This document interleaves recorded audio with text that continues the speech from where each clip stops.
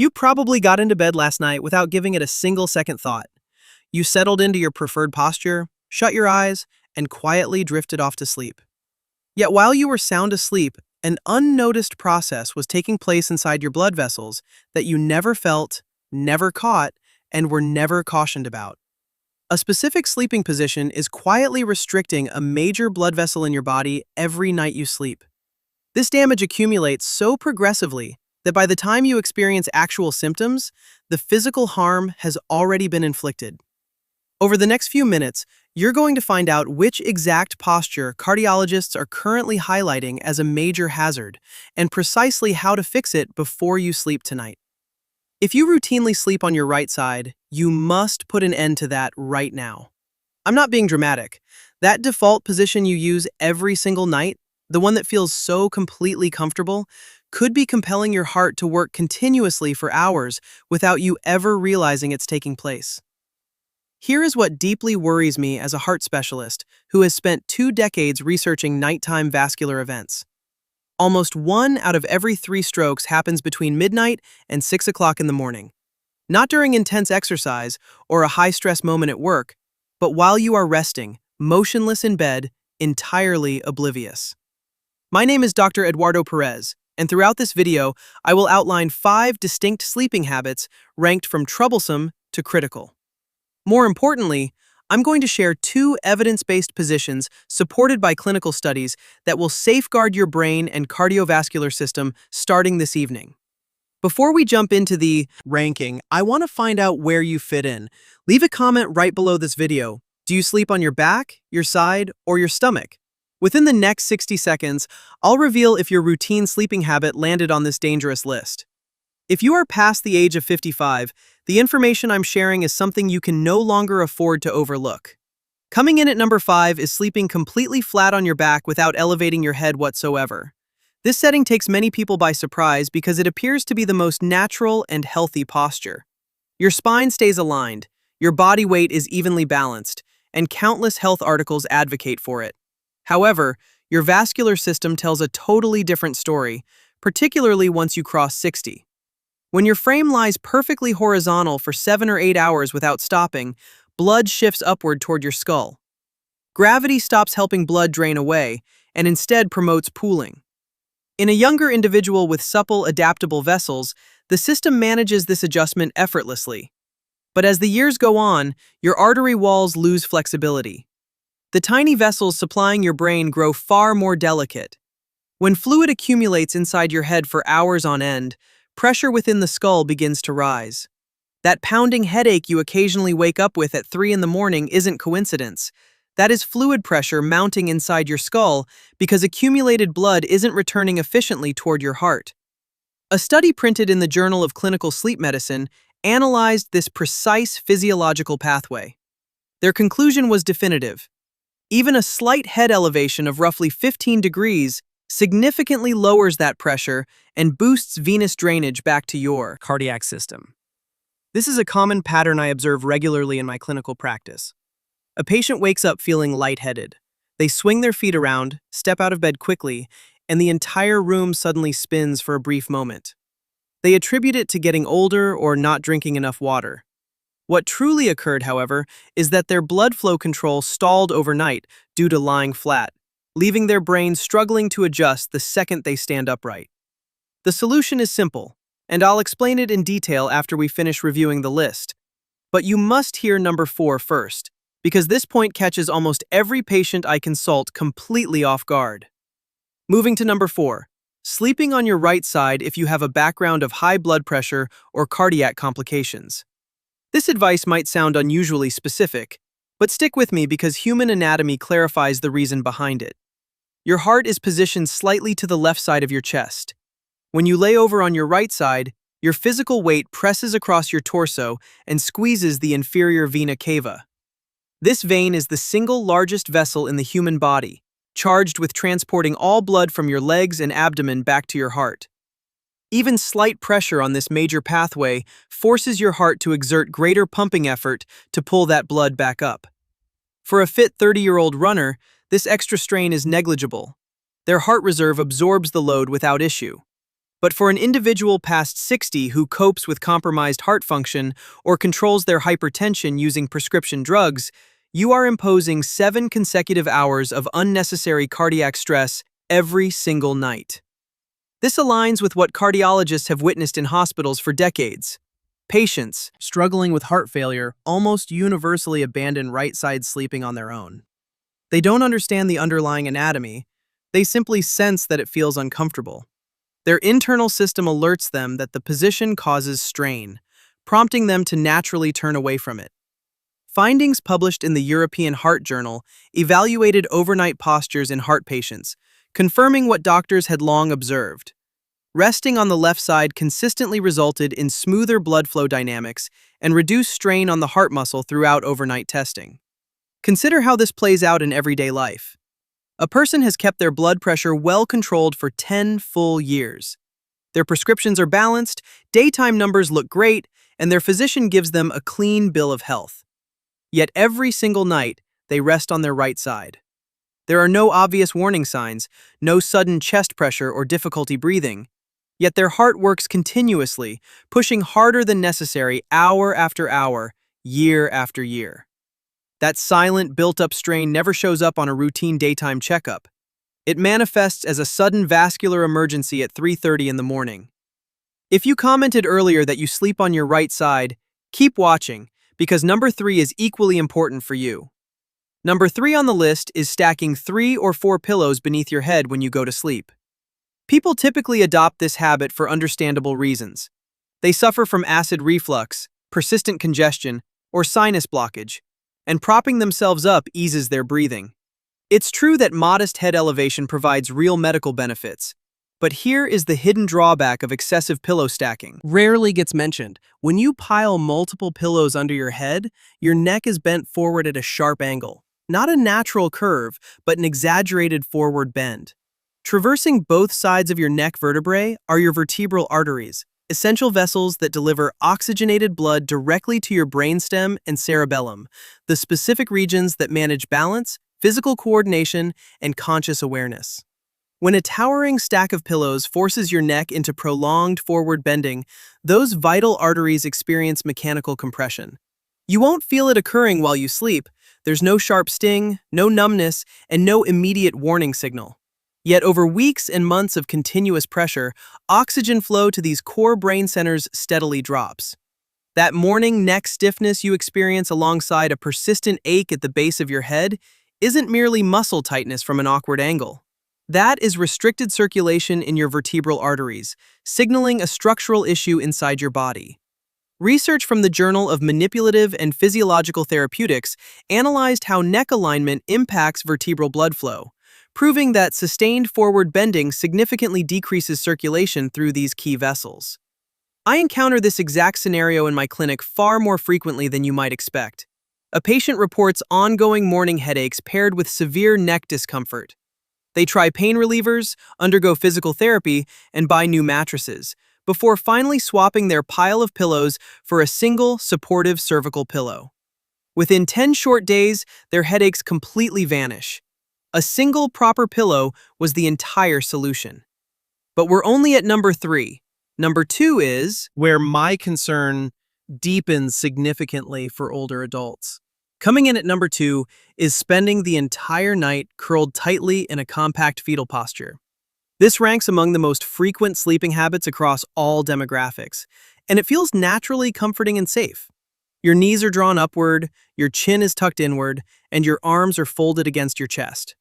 However, from a physiological perspective, this setup produces 2 distinct issues that compound one another. The initial issue involves your respiratory system. When you curl into a tight ball with knees pressed toward your chest and your spine rounded forward, your thoracic cavity becomes squeezed. Every single breath you take in this alignment is noticeably shallower than normal, preventing your lungs from fully expanding. You likely recognize that feeling upon waking, when taking a satisfying deep breath feels difficult, almost as if your chest is restricted. That occurs because your lungs were working under constrained conditions for hours. When your oxygen intake declines even slightly, your overall blood oxygen levels decrease accordingly. For individuals dealing with heart issues or mild lung conditions, this lower oxygen supply places continuous stress on both the brain and heart all night long. The second issue involves your circulatory system. Your neck and upper spine remain continuously bent, forcing the muscles along your neck to stay tense for extended periods. Tiny blood vessels near the bottom of your skull are pinched, reducing cerebral blood supply in the exact manner we outlined regarding stacked pillows. Except here, the restriction stems from your physical posture rather than extra pillows. Studies in respiratory physiology and neuroscience show that postures involving notable spinal curvature diminish tidal volume, the volume of air drawn in with each breath. Over an entire night, this restriction results in hundreds of compromised breaths. A person wakes up feeling groggy, experiencing a mild ache behind their eyes, or feeling slightly unbalanced when stepping out of bed.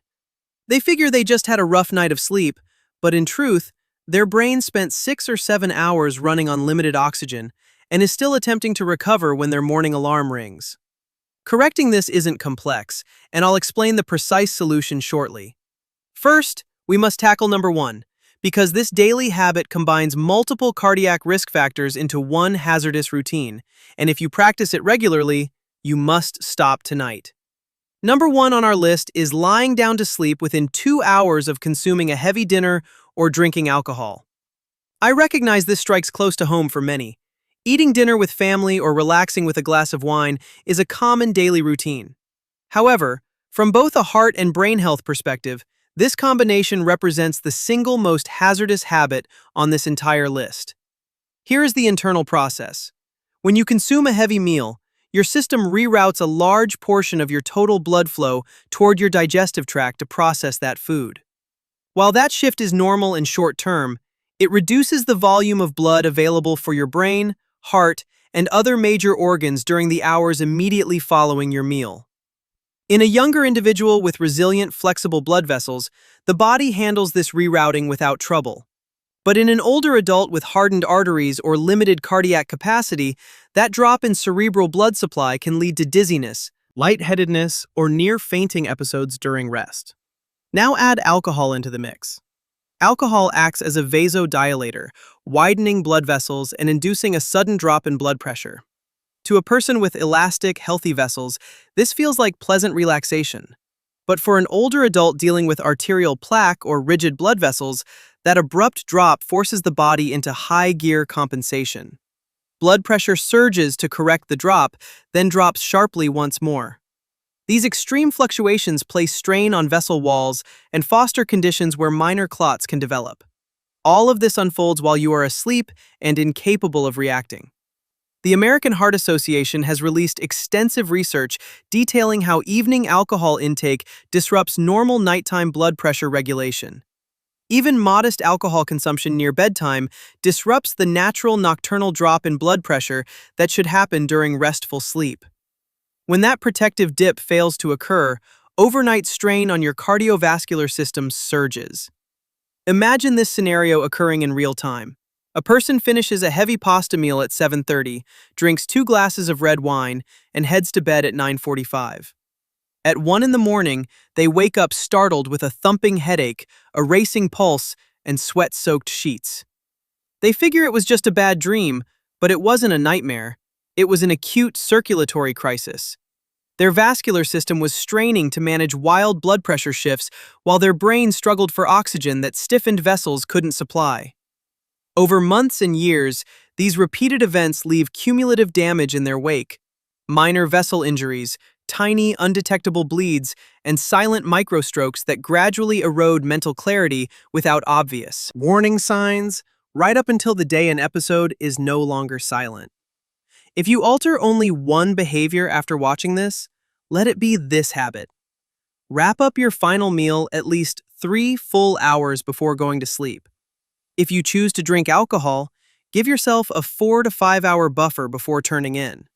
After eating, take a light 15-minute walk around your neighborhood or living space. That simple routine redirects blood back into general circulation, lowering your overnight stroke risk more effectively than several standard prescriptions. Having covered the 5 habits to avoid, let's explore what you should be doing instead. The primary posture I recommend is sleeping on your left side, and I'm about to share a detail that even many fellow cardiologists haven't fully recognized. Your heart rests slightly to the left of your chest cavity. When you rest on your left side, gravity assists your circulatory system rather than fighting against it. Blood flows back to your heart with greater ease, your heart doesn't need to work as hard per beat, and your brain receives steady oxygen delivery all night long. That covers basic heart mechanics, but here is the insight that elevates this topic entirely. Roughly 10 years ago, neuroscientists mapped out a network known as the glymphatic pathway. Consider it your brain's nightly sanitation team. As you rest, this mechanism clears out cellular waste products, including amyloid beta and tau proteins, the precise compounds that build up in Alzheimer's disease and create the structural plaques linked to mental decline. Research featured in the Journal of Neuroscience revealed that this glymphatic cleaning process functions at peak efficiency when you sleep on your side, showing a distinct edge on the left side. Each day, normal brain activity produces these protein wastes. In a healthy system, the glymphatic pathway clears them away during deep slumber. However, if your chosen sleeping posture impedes that flushing mechanism, those waste proteins start building up. Not over a single night, but across years and decades. By the time noticeable signs of cognitive decline surface, that structural harm has been accumulating silently for a very long period. Resting on your left side maximizes this essential waste removal process. You aren't merely guarding against a stroke tonight, you are supporting your cognitive health 20 or 30 years down the road. There is also a handy physical benefit. The structural design of your stomach and esophagus means left side resting keeps stomach acid safely contained. You wake up without the uncomfortable chest burn that prompts so many individuals to pile up pillows in the first place. If you've spent decades sleeping on your back or right side, adapting to this change requires patience. A full-length body pillow offers a great practical fix. Tuck it against your front and hold on to it. This holds you securely on your left side while offering support for your shoulders and spine. If you suffer from hip or knee pain, place a smaller cushion between your knees. A question patients ask me frequently is, what happens if I turn over while sleeping? You definitely will, and that's entirely normal. Your body adjusts position numerous times throughout the night, which isn't something you can consciously dictate. The goal isn't absolute perfection, but rather ensuring the bulk of your sleeping hours are spent in a safe position instead of a hazardous one. However, there is a second posture that functions remarkably well for specific individuals, so let me walk you through it. The second position I advise is sleeping on your back with a mild upper body incline, not laying completely flat and not sitting straight up, but a gradual slope that elevates your upper torso between 15 and 30 degrees. You can set this up using a specialized foam wedge pillow, an adjustable bed base, or a thoughtfully arranged stack of firm cushions. The crucial detail, however, is that your whole upper body rises together, rather than just bending your neck. Flexing only at the neck reproduces the exact vertebral artery pinching we covered regarding stacked pillows. This elevated posture proves effective for three distinct reasons. First, blood flows back to your heart from your lower extremities much more efficiently. If you cope with sluggish circulation, ankle swelling by evening, or visible varicose veins, this elevation aids your cardiovascular system during the precise hours when it ought to be resting instead of struggling. Second, pressure within your skull drops. For individuals with delicate brain vessels or stubborn high blood pressure, this slight elevation lowers the risk of minor vessel tears inside the brain. While these microbleeds seldom cause obvious signs, they accumulate over time and contribute to vascular cognitive impairment, often referred to as vascular dementia. Third, your airway remains clearer if you experience mild sleep apnea, ongoing nasal blockages, or sinus trouble. Elevating your torso minimizes tissue collapse in the throat, reduces snoring, and boosts oxygen supply to your brain throughout your sleep cycle. Here is a crucial step that many overlook when trying this technique. Position a small pillow or supportive bolster under your knees. This maintains your lower spine's natural curvature and guards against lower back strain. pairing a gentle upper body slope with knee support produces what specialists call a neutral gravity alignment. It spreads physical pressure evenly across your frame, minimizing strain on your blood vessels and joints at the same time. I want to be entirely realistic about limitations, as this position isn't ideal for everybody. If you suffer from moderate to severe sleep apnea, back sleeping can allow your airway to close even with torso elevation, making left side resting the safer alternative. If you deal with significant shoulder arthritis, resting on your back may relieve pressure on those joints. If you have a diagnosed heart failure condition, left side resting remains the superior choice. The goal isn't adhering to a rigid set of rules, but rather understanding how each posture impacts your physiology so you can pick the option that aligns with your health profile. Have you experimented with either of these setups? Drop a comment below to share whether you prefer left side resting or an elevated back. I'd love to learn what suits your needs best. Now, let's address your sleeping environment itself, because even an ideal sleeping position can't offset a room setup that actively hinders your physical recovery. Room temperature is our first key factor. Maintain your bedroom between 64 and 68 degrees Fahrenheit. A cooler space prompts your core temperature to decline, guiding you into deeper stages of sleep. It also naturally lowers nighttime blood pressure, relieving stress on brain blood vessels during their most vulnerable window. Conversely, a warm room traps you in lighter sleep cycles, where your heart rate remains elevated, preventing truly restorative sleep from taking hold. Next, cut off blue light exposure from digital screens after 9 o'clock at night. The blue light emitted by smartphones, tablets, computers, and intense overhead bulbs suppresses your brain's melatonin output, delaying deep sleep, the precise window when your glymphatic system clears waste and your heart resets. Third, secure proper neck support. A single memory foam pillow built with an ergonomic cervical curve cushions your neck's natural shape without pushing your head into positions that restrict vertebral blood flow. This single adjustment, ditching pillow stacks for one properly designed cervical pillow, fixes chronic morning headaches for a surprisingly high number of my patients. Finally, tackle nocturnal noise interruptions. Background sounds that don't fully wake you still jolt your nervous system out of deep sleep for split seconds. Your pulse spikes, stress hormones enter your bloodstream, and your vascular system absorbs that micro-stress. You won't recall these brief awakenings by morning, but your blood vessels feel the impact of every single one. Using a white noise device or high-grade earplugs provides the steady acoustic environment your nervous system requires to stay in deep rest. If you'd like to take things a step further, monitor your physiological metrics